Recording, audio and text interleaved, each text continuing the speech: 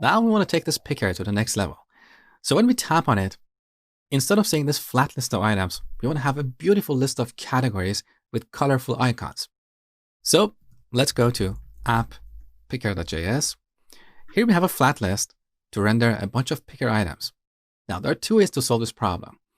We can go to this component, give it a bunch of styles, we can give it an icon, but there is a problem with this approach. Maybe somewhere else in our app, we want to have a picker with a flat list of items.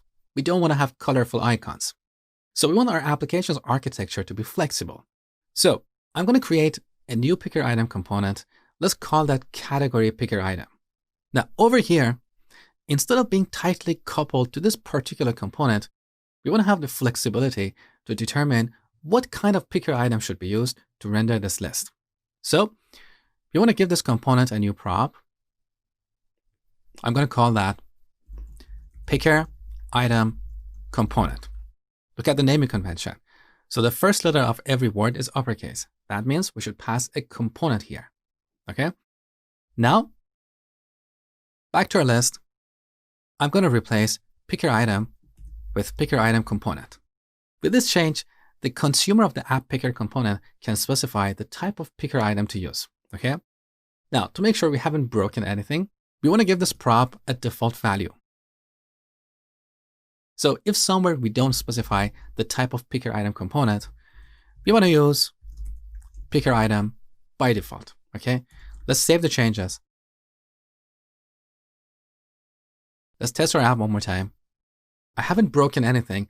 I just added a prop, picker item component, and initialize it to picker item.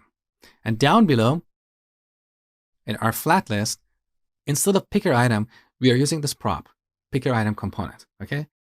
Now we have to go to app form picker component. This is the component that combines our app picker with an error message. So we need to give this component a new prop as well. So picker item component. Now, whatever we get here, we should pass it to our app picker.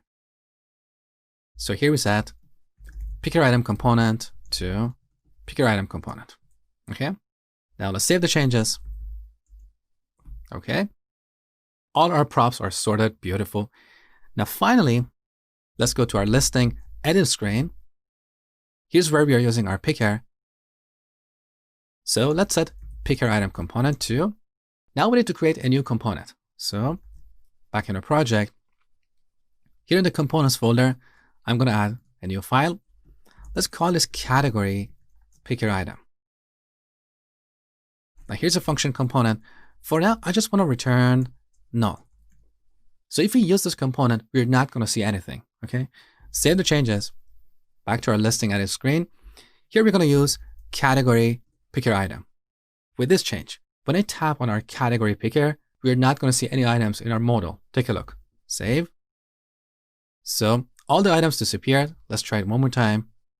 So this verifies that we could successfully specify the type of picker item component. This is what I call flexible architecture.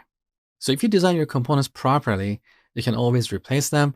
You can combine them and make more complex components. So we're done with this step. Next, we're going to work on the category picker item component.